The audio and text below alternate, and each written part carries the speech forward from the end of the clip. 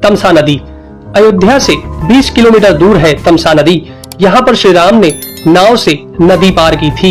श्रृंगवेरपुर तीर्थ प्रयागराज से 20 से 22 किलोमीटर दूर श्री राम श्रृंगवेरपुर पहुँचे, जो निषादराज गुह का राज्य था। यहीं पर गंगा के तट पर उन्होंने केवट से गंगा पार करने को कहा था। श्रृंगवेरपुर को वर्तमान में सिंगरौर कहा जाता है। कुरई गांव सिंगरौर में गंगा पार कर भगवान श्री राम कुरई में रुके थे। प्रयाग कुरई से आगे चलकर श्री राम अपने भाई लक्ष्मण और पत्नी सहित प्रयाग पहुंचे थे। कुछ साल पहले तक प्रयाग को इलाहाबाद कहा जाता था। चित्रकूट प्रभु श्री राम ने प्रयाग संगम के समीप यमुना नदी को पार किया और फिर पहुंच गए चित्रकूट। चित्रकूट वह स्थान है जहां श्री राम को मनाने के लिए भरत अपनी सेना के साथ पहुंचे थे, क्योंकि राजा दशरथ का देहांत हो चुका था। भरत ने यहाँ से श्री राम की चरण पादुका ले जाकर उनकी चरण पादुका रखकर राज्य किया था।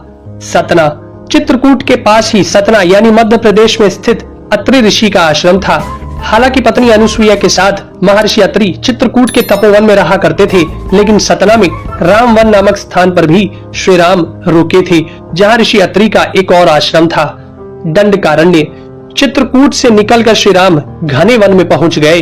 असल में यही था उनका वनवास। इस वन को उस काल में दंडकारण्य कहा जाता था। मध्य प्रदेश, छत्तीसगढ़ और महाराष्ट्र के कुछ क्षेत्रों को मिलाकर दंडकारण्य था। दंडकारण्य में छत्तीसगढ़, उड़ीसा, तेलंगाना एवं आंध्र प्रदेश राज्यों के अधिकतर हिस्से शामिल थे। दरअसल उड़ीसा की महानदी के इस पास से गोदावरी तक दंडकारण्य का क्षेत्र फैला हुआ था। इसी दंडकारण्य का ही हिस्सा है तेलंगाना का एक शहर भद्राचलम। गोदावरी नदी के तट पर बसा यह शहर सीता रामचंद्र मंदिर के लिए प्रसिद्ध है। यह मंदिर भद्रगिरी पर्वत पर है। श्री राम ने अपने वनवास के दौरान कुछ दिन इस भद्रगिरी पर्वत पर ही बिताए थे। स्थानीय मान्यता के मुताबिक दंडकारण्य के आकाश में ही रावण और जटायु का युद्ध हुआ था और जटायु के कुछ अंग दंडकारण्य में आकर गिरे थे। दुनिया भर में सिर्फ यहीं पर जटायु का एकमात्र मंदिर है। दंडकारण्य वन अब सिमट कर वर्तमान में भारत के छत्तीसगढ़ राज्य में ही रह गया है। पंचवटी नासिक दंडकारण्य में मुनियों के आश्रमों में रहने के बाद श्री राम अगस्त्य मुनि के आश्रम गए। यह आश्रम नासिक के पंचवटी क्षेत्र में है, जो गोदावरी नदी के किनारे बसा है। यहीं पर लक्ष्मण ने सूर्पनखा की नाक काटी थी। श्री राम ने खरवादूषण के साथ युद्ध किया था। गिद्धराज जटायु से श्री राम की मैत्री भी यही हुई थी। वाल्मीकि रामायण अरण्य कांड में पंचवटी का मनोहर वर्णन मिलता है। सर्वतीर्थ नासिक क्षेत्र में ही सूर्पनखा की नाक कटी तथा मारीच और खरवादूषण के वध के बाद ही रावण ने सीता का हरण किया और जटायु का भी वध किया था, जिसकी स्मृति नासिक से 56 किलोमीटर दूर ताकेड़ गांव में सर्वतीर्थ नामक स्थान पर आज भी संरक्षित है। जटायु की मृत्यु सर्वतीर्थ नाम के स्थान पर हुई, जो नासिक जिले से इगतपुरी तहसील के ताकेड़ गांव में मौजूद है। इस स्थान को सर्वतीर्थ इसलिए कहा गया क्योंकि यहीं पर मरणासन्न जटायु ने सीता माता के बारे में बताया। राम जी ने यहाँ जटायु का अंतिम संस्कार करके पिता और जटायु का श्राद्ध तर्पण किया था। पर्णशाला पर्णशाला तेलंगाना के खम्माम जिले के भद्राचलम में स्थित है। यह रामालय से लगभग 1 घंटे की दूरी पर स्थित है। पर्णशाला को पंचशाला या पंचशाला भी कहते हैं। पर्णशाला गोदावरी नदी के तट पर स्थित है। यही वह स्थान है जहां से सीता जी का हरण हुआ था। हालांकि कुछ मानते हैं कि इस स्थान पर रावण ने अपना विमान उतारा था। इस स्थल से ही रावण ने सीता को पुष्पक विमान में बिठाया था, यानी सीता जी ने धरती यहाँ छोड़ी थी। इसी से वास्तविक हरण का स्थल यह माना जाता है। यहाँ पर राम सीता का प्राचीन मंदिर है। तुंगभद्रा सर्वतीर्थ और पर्णशाला के बाद श्री राम लक्ष्मण सीता जी की खोज में तुंगभद्रा तथा कावेरी नदियों के क्षेत्र में पहुंच गए। तुंगभद्रा एवं कावेरी नदी क्षेत्रों के अनेक स्थलों पर वे सीता जी की खोज में गए। शबरी का आश्रम श्री राम और लक्ष्मण सीता की खोज में तुंगभद्रा और कावेरी नदी को पार करते हुए चल दिए। जटायु और कबंध से मिलने के पश्चात वे ऋषिमुख पर्वत पहुंचे। रास्ते में वे पंपा नदी के पास शबरी आश्रम भी गए, जो आज केरल में स्थित है। पंपा तुंगभद्रा नदी का पुराना नाम है। इसी नदी के किनारे पर हम्पी बसा हुआ है। रामायण में हम्पी का उल्लेख वानर राज्य किष्किंधा की राजधानी के तौर पर किया गया है। केरल का प्रसिद्ध शबरीमलय मंदिर तीर्थ इसी नदी के तट पर स्थित है। ऋषिमुख पर्वत मलय पर्वत और चंदन वनों को पार करते हुए वे ऋष्यमुख पर्वत की ओर बढ़े। यहाँ श्री राम ने हनुमान और सुग्रीव से भेंट की, सीता जी के आभूषणों को देखा और बाली का वध किया।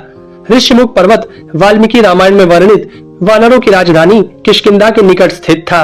ऋष्यमुख पर्वत तथा किष्किंधा नगर कर्नाटक के हम्पी जिला बेल्लारी में स्थित है। पास की पहाड़ी को मतंग पर्वत माना जाता है। इसी पर्वत पर मतंग ऋषि का आश्रम था जो हनुमान जी के गुरु थे। कोडिकरई। हनुमान और सुग्रीव से मिलने के बाद श्री राम ने वानर सेना का गठन किया और लंका की ओर चल पड़े। तमिलनाडु की एक लंबी तट रेखा जो लगभग 1000 किलोमीटर तक विस्तारित है। कोडिकरई समुद्र तट वेलांकनी के दक्षिण में स्थित है, जो पूर्व में बंगाल की खाड़ी और दक्षिण में पाल्क स्ट्रेट से घिरा हुआ है। यहाँ श्री राम की सेना ने पड़ाव डाला और श्री राम ने अपनी सेना को कोडिकरई में एकत्रित कर विचार विमर्श किया, लेकिन श्री राम की सेना ने उस स्थान के सर्वेक्षण के बाद जाना कि यहाँ से समुद्र को पार नहीं किया जा सकता और यह स्थान पुल बनाने के लिए उचित भी नहीं है।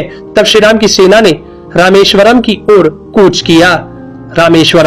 रामेश्वरम समुद्र तट एक शांत समुद्र तट है और यहाँ का छिछला पानी तैरने और सन बाथिंग के लिए आदर्श है। रामेश्वरम प्रसिद्ध सनातन तीर्थ केंद्र है। भगवान श्री राम ने लंका पर चढ़ाई करने के पहले यहाँ भगवान शिव की पूजा की थी। रामेश्वरम का शिवलिंग श्री राम द्वारा स्थापित शिवलिंग है। धनुषकोडी या धनुषकोटी। 3 दिन की खोजबीन के बाद श्री राम ने रामेश्वरम के आगे समुद्र में वह स्थान ढूंढ निकाला जहाँ से आसानी से श्रीलंका पहुंचा जा सकता हो। उन्होंने नल और नील की मदद से उक्त स्थान से लंका तक का पुनर्निर्माण करने का फैसला लिया। धनुषकोडी भारत के तमिलनाडु राज्य के पूर्वी तट पर रामेश्वरम द्वीप के दक्षिणी किनारे पर स्थित एक गांव है। धनुषकोडी पनबन के दक्षिण पूर्व में स्थित है। धनुषकोडी श्रीलंका में तलेमन्नार से करीब 18 मील पश्चिम में है। इसका नाम धनुषकोडी इसलिए है कि यहाँ से श्रीलंका तक वानर सेना के माध्यम से नल और नील ने जो पुल यानी राम सेतु बनाया था, उसका आकार मार्ग धनुष के समान ही है। इन पूरे इलाकों को मन्नार समुद्री क्षेत्र के अंतर्गत माना जाता है। धनुषकोडी ही भारत और श्रीलंका के बीच एकमात्र स्थलीय सीमा है जहां समुद्र नदी की गहराई जितना है, जिसमें कहीं कहीं भूमि नजर आती है। नुवारा एलिया पर्वत श्रृंखला। वाल्मीकि रामायण के अनुसार श्रीलंका के मध्य में रावण का महल था।